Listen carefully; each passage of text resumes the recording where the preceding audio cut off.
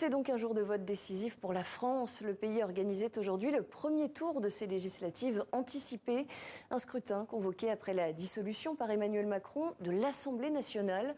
Une décision prise le 9 juin dernier après les élections européennes. Alors comment fonctionnent ces législatives anticipées ? Eh bien, pour nous aider à y voir plus clair, Richard Verly est avec nous. Bonsoir Richard. Bonsoir. Vous êtes journaliste aux médias suisses Blick, auteur avec François d'Alençon du livre Le bal des illusions, ce que la France croit, ce que le monde voit. Un ouvrage paru chez Grasset. Alors je précise que nous sommes encore et jusqu'à 20h en période de réserve électorale. On ne peut donc pas encore parler des candidats, de leur programme, ni même des premiers résultats. D'abord Richard, expliquez-nous, cette réserve électorale, c'est quoi ? Pourquoi est-ce que le débat politique est finalement interdit aujourd'hui ? Mais il y a une raison simple, c'est que les derniers bureaux de vote ferment à 20h dans les grandes métropoles et que, évidemment, ce serait inéquitable pour les candidats encore en lice dans les bureaux de vote encore ouverts si des premiers résultats étaient annoncés. Ça pourrait influencer le vote de ceux qui n'ont pas encore déposé leur bulletin dans l'urne. Alors, cela étant, vous êtes journaliste, vous le savez Clémentine, il y a des estimations qui circulent, mais effectivement, tout le monde est tenu de respecter ce délai de 20 heures et finalement, c'est quand même bon pour la démocratie. Voilà, et on va nous-mêmes le respecter. On ne peut pas parler des candidats. On peut en revanche évidemment parler des électeurs. Leslie Cadio est en direct avec nous. Leslie, vous avez passé la journée dans un bureau de vote du 13e arrondissement de Paris.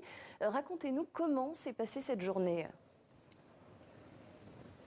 Écoutez, elle s'est très bien passée. Vous l'avez dit, on avait à 17h un taux de participation sur plan national qui était un petit peu plus de 59%. Et ici, dans ce bureau assez représentatif, on était à 61%. Donc ça a voté massivement dans le 13e arrondissement de Paris, plutôt aux alentours de midi, 13h. C'est là que le pic de fréquentation est apparu, à la faveur d'un marché dans la rue adjacente.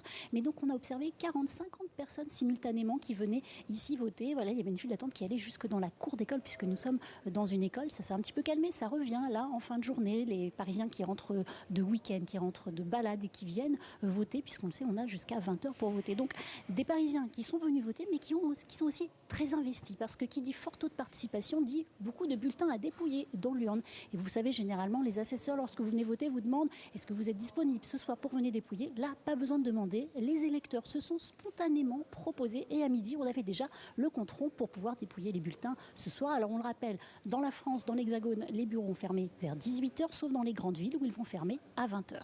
Merci beaucoup Leslie Cadio en direct du 13e arrondissement de Paris. Donc on vient de l'entendre, le dépouillement commence. À quelle heure, Richard, est-ce qu'on aura les premières tendances ?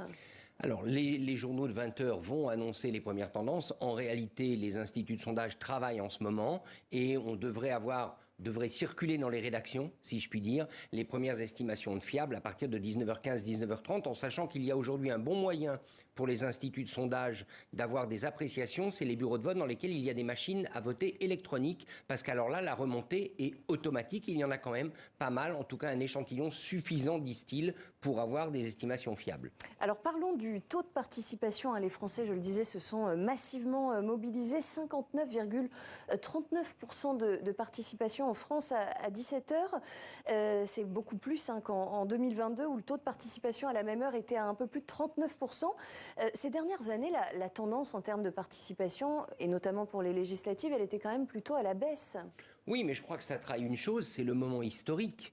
Politiquement, je dirais, la comparaison qu'on pourrait faire, c'est 1981, c'était ce sentiment en 1981 qu'il y avait un possible basculement vers un gouvernement de gauche à l'époque, et aujourd'hui, il y a ce même sentiment de possible basculement. Donc, on comprend la mobilisation des électeurs, c'est un moment historique. Rappelons quand même qu'en 2022, c'était une élection législative qui suivait la présidentielle. Emmanuel Macron venait d'être réélu.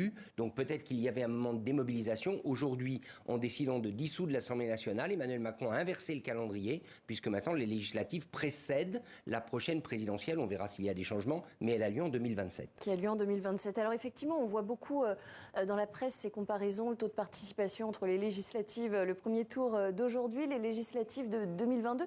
Est-ce que cette comparaison, vous l'avez dit, le contexte était très différent à l'époque, est-ce que cette comparaison, elle est vraiment pertinente ? Est-ce qu'il ne faut pas plutôt comparer ces législatives d'aujourd'hui à celles de 1997, lorsque Jacques Chirac avait effectivement décrété lui aussi la dissolution de l'Assemblée ? Alors oui, c'est assez juste au niveau, je dirais, du scénario. c'est-à-dire une assemblée qui est dissoute, des électeurs qui sont convoqués devant les urnes et un calendrier qui est chamboulé. Mais quand même, deux différences, je crois. La première, c'est que cette fois, la campagne a été très courte, 21 jours. La Constitution prévoit au minimum 20 jours, donc c'est le minimum.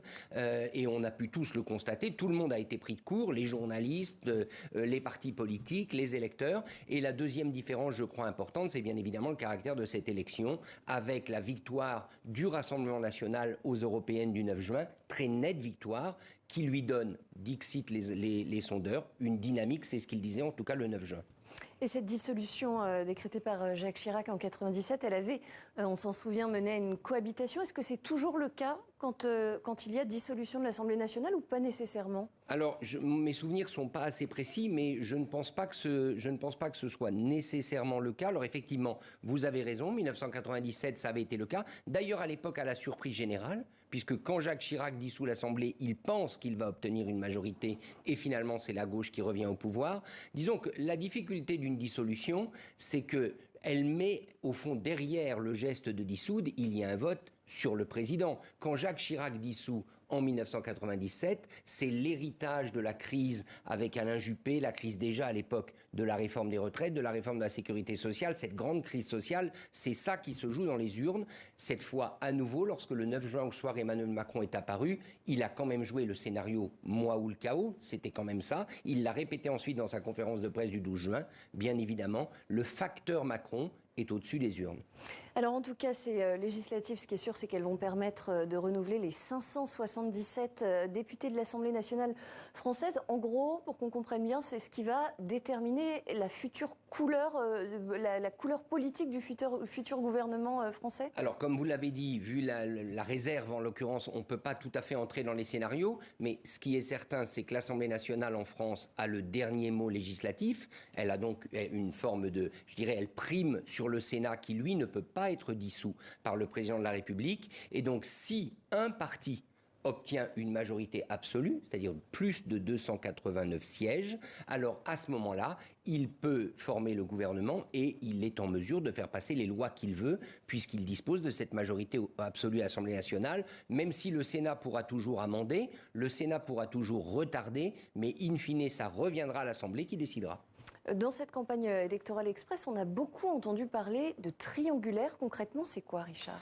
Alors ça veut dire que vous avez en France un système majoritaire, vous savez, où les députés sont élus par circonscription. Donc on élit une personne, on ne vote pas pour une liste. Alors peut-être pour nos téléspectateurs, expliquer ce que c'est qu'une circonscription, parce que c'est pas une région, c'est pas une ville. Une circonscription, c'est au fond une division d'un département. Donc selon les départements et selon la population, vous pouvez avoir de 2, je crois que c'est le minimum, jusqu'à 15, 20 circonscriptions, bien évidemment, dans les départements où il y a des métropoles.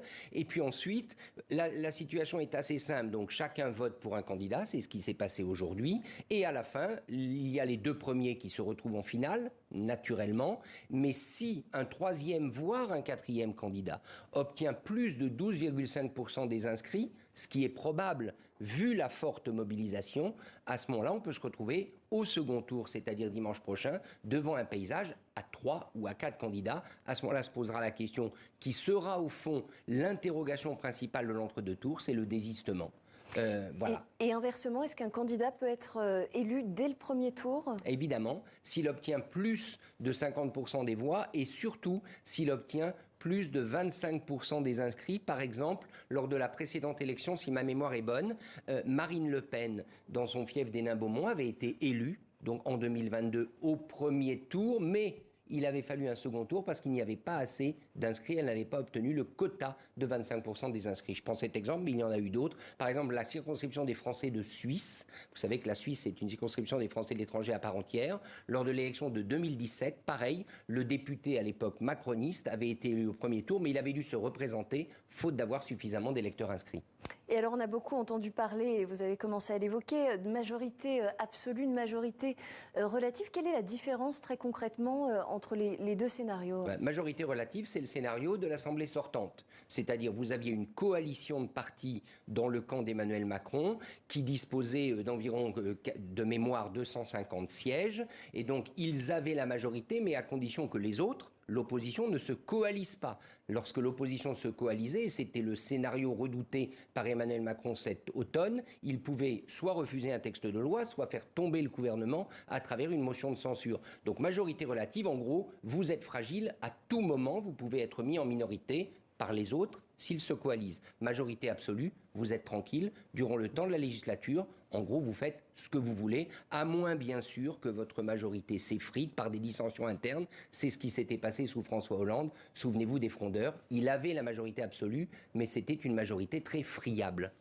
En cas de blocage, alors on ne va pas faire de pronostics sur ce qui va se passer dans les prochaines semaines et les prochains mois, mais quand même, en cas de blocage, est-ce qu'Emmanuel Macron a la possibilité de décréter une nouvelle dissolution de l'Assemblée nationale où il y a un nombre limite de dissolutions autorisées? Alors, depuis la réforme de la Constitution de 2008, c'était la présidence de Nicolas Sarkozy, l'Assemblée nationale ne peut être à nouveau dissoute par le président que dans un an, c'est-à-dire celle qui va entrer en fonction le 18 juillet, puisque c'est l'ouverture de la prochaine législature, elle pourra être dissoute par le président le 18 juillet 2025.